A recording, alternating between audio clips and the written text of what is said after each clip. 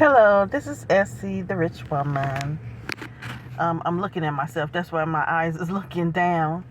Today is supposed to, well, I don't think I saw rain in the forecast for today. I saw it for Sunday and Monday, but it's a lot of clouds in the sky. So it has this, gray look that you see, in the video. But I was watching this lady talk about Gene Hackman and his wife, and how they were found dead in their house, and one dog too. So him, his wife, and one dog was found dead. She said they had 3 dogs. Now she's saying that she saw she called it a fallen angel, but she saw an entity go into their house, and she said it was very tall. And I know that in the spiritual realm, they're tall. The angels are tall, and I'm sure if the angels are tall, the demons are tall too. And I have seen things in my dreams to show me that they are very tall. And so she had brought up this scripture about the men's hearts will fail them because of the things that will come on the earth. So I guess creatures, whatever, that our hearts will fail us. And I was like, wow, it made me think about something, because I'm thinking like it's going to be a whole bunch of creatures and stuff walking around. People just going to be dropping dead, old people and stuff like this. But it don't have to be on a mass scale. Like when I think about, because I used to watch those videos about people telling their stories about these creatures and stuff, and coming across these creatures. And several people have said, and these are like younger people, so they're not old in their 80s and 90s, like the man, what's his name, Hackman was 95 years old. So these are like younger people, maybe 40s, 50s, whatever, 30s, coming across these creatures and urinating on themselves because of how shocked they are. And the people had talked about they had no control over their bodily fluids when they saw these creatures. One man actually did the number 2 on himself. He said he saw a werewolf, and he actually did the number 2 on himself, and he didn't even know he did it. His bowels just, I guess from seeing this, his bowels just let go, and he was like, what's that smell? And then he realized it was him, that he had did the number 2 on himself. So I was like, this is so true of the things that, so if people that are not 70s, 80s, and 90s are coming across creatures and stuff that's making them urinate and do the number 2 on themselves, just imagine someone that's in their 70s, 80s, and 90s coming across these things. Their heart will fail them. And so this is what she said, that this entity went into their house, and by the sight of this thing that they died. So I was watching another video, and it was a husband and wife. They were in the living room, and they were sitting in their recliner chairs. This is another story of this man being interviewed by a man with a YouTube channel. And he said that they were sitting in their living room. Him and his wife were in their recliner chairs. He said that they saw something at the window. Their window was up. It was nighttime. Their window was up. Maybe it was hot or something. They was trying to get some air in. But they heard a noise. They looked over to the window, and they saw a creature. I don't know if he was a werewolf or a dog man. He might have been a werewolf. But they were so in shock. He said, you know how, when you're a man, you want to defend your wife. He said that he knew that there was nothing he could do to defend his wife from that creature that they were looking at them through their window. And he said that when he looked over at his wife, she was having a seizure. I don't think he never said that his wife was prone to seizures. That's not nothing he never said. She was not prone to seizures, but she was having a seizure from looking at that creature. So I was like, wow, this is deep, So I was watching another video, and I can't find the video. I might have saved it, but I was watching another video, and these are black people. So I was talking about white people. These are black people. So this guy was saying that he didn't have a place to stay. I don't know what happened, but he didn't have a place to stay. He said that his friend told him to come on over, and stay there for a while. So his friend was a dope dealer. And this particular day or night, that it was a woman there with the dope dealer friend. So he said when he walked into the house wasn't clean, and he used to, having things clean and in order. So he started cleaning up his friend's house. Cleaned up his friend's house and everything, the kitchen and everything. He told his friend, you know what, here's the dope, here's the money, he organized all his stash and everything. Told him where everything was and everything. Friend was happy with it. So he was sleeping on the couch. So the friend and the woman was in the bedroom. So he's sleeping on the couch. And he said in the middle of the night he wanted something to drink.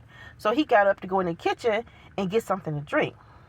He said that when he turned around, it was someone standing in the living room where he was sleeping at. Someone standing in the living room.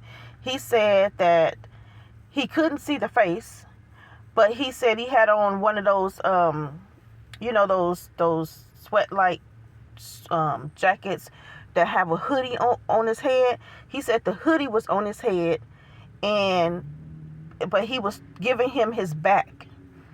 And so he was like, hey, where did you come from? Who is you, So I have to watch it again to pay attention to what he was saying. But he confronted it like, where are you? Like, who are you and what you doing in here? He didn't know him. He just appeared out of nowhere. He didn't hear him come through the door or anything.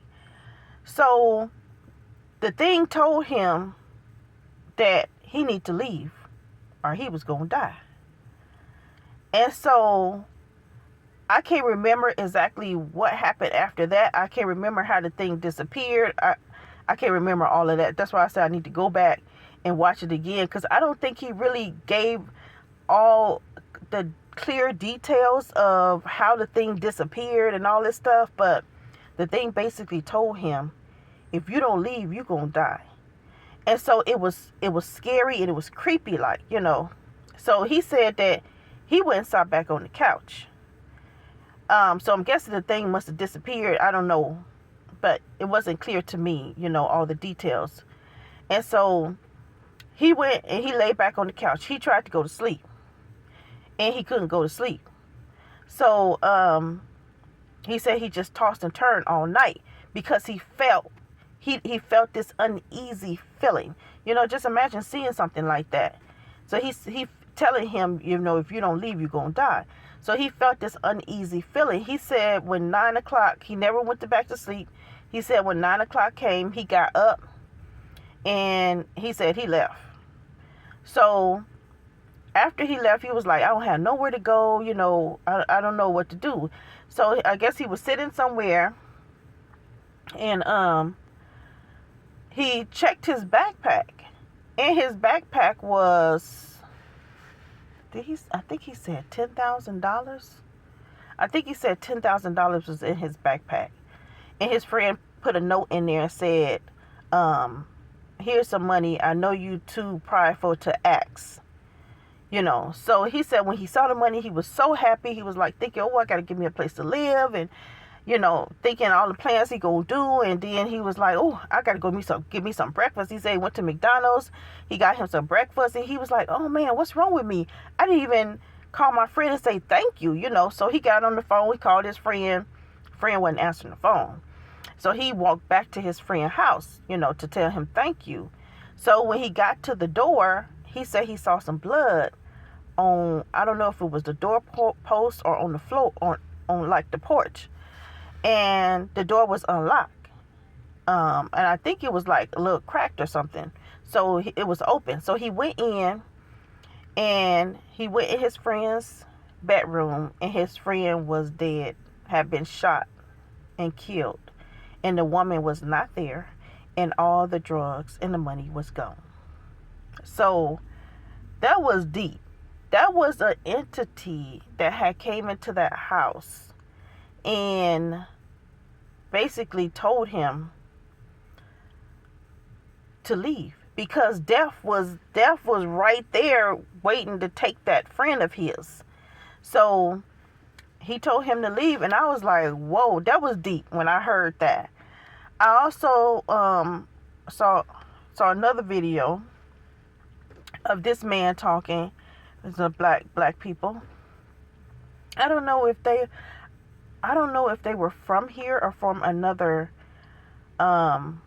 country. I don't know if they were Jamaican or what, but they live in the U.S. And so he was saying that he didn't live with his mother, but he worked near his mother. And so he would get off work sometime and go visit his mother. And so he would go and visit. I think he said he called or texted, she wouldn't answer or something like that. So anyway, he went to her house and to see how she was doing. He said that she met him outside of the house. She came out right when she saw him, met him outside, told him she doing fine, go, you need to go. And he was like, oh, okay, because he usually come in the house and all this stuff. So he left, and he was like, he thought it was strange, So he came back like 2 days later, and she met him outside again. Told him she doing fine. He was like, Mama, is everything okay? Is somebody in the house? And she was like, no, nobody's in the house. Everything's okay. You need to go. And he was like, he said that his mother wasn't a pushover, because he wanted to just rush into that house.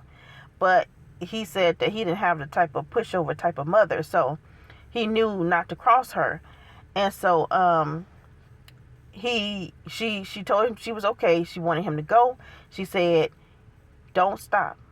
If you see anybody, don't stop.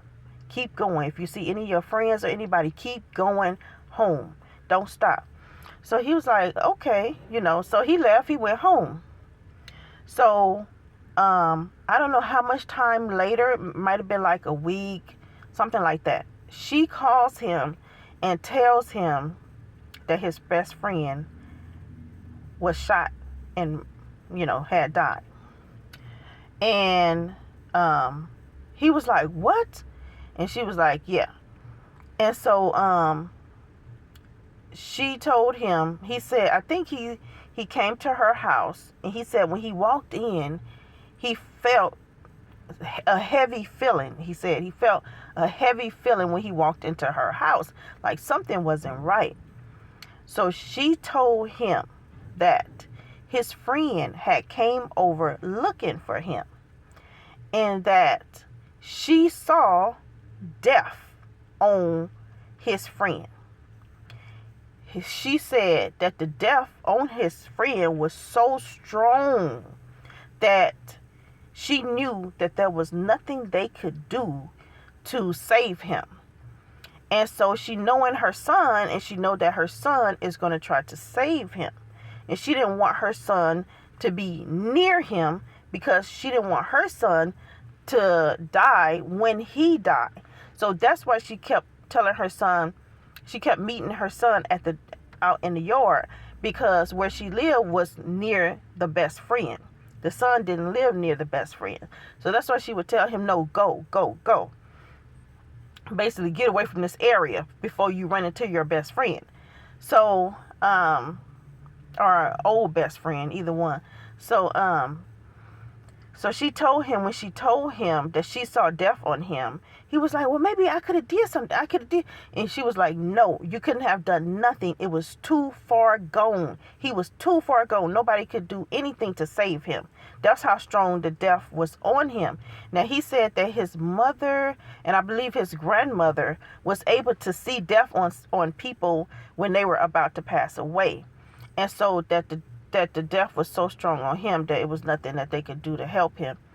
So after he passes away, he said that he's at home with his girlfriend. He's at home with his girlfriend, and they get a call. The girlfriend answered the phone, and she looks at him like in shock and said, "This is whatever his name was. This is your friend on the phone, the one that died." So he's like, "What?" So he gets the phone, and he's calling his name, and the guy on the phone, which is his friend, he said he heard his voice and everything. He's calling his name, telling him, help me, save me. I know you can help me. Now, he has said that all through his life, him and his best friend, that his friend was always getting into trouble, always doing things he wasn't supposed to do, and he was always trying to help his friend, always trying to save his friend. So he said that that his friend just had just couldn't help from doing wrong all the time. So his friend is dead and on the phone calling him saying, help me. I know you can save me. I know you can. And he was like, where you at? Where you at? And he was like, I got away and I called you, but they coming after me. This man is dead in hell calling his friend. I was like, I knew everything he was saying. You know how when you hear a story and you know in your heart that this really happened, it's not no BS, that this really happened. That's how it touched me to my core when I heard this man talking about his friend and the mother seeing death on him, and how he called him after he had died. So yeah, so this is some deep stories. I like listening to stories like this, but it kind of, when I see things in my dreams and visions, and then people tell stories like this, and I'll be like, yeah, that's true, because I see tall, very tall beings in my dreams. In the dreams I have had, they were very tall. And so then when this woman said she saw a very tall entity go into that house, and I think she said it had like feet like an animal. I can't say it, but feet like an animal, not human feet, and went into that house, and that Gene Hackman and his wife had died just from the sight of this thing. So I was like, oh, but it is very well possible that if younger people in their 30s, 40s, 50s are urinating and doing a number 2 on themselves, just by seeing these creatures, just imagine, 70, 80, 90 some year old that come across creatures or these spiritual beings and passing away. It is very well possible. Anyway, I just wanted to tell that story, and y'all have a good day. I gotta go to work. Talk to you later. Bye.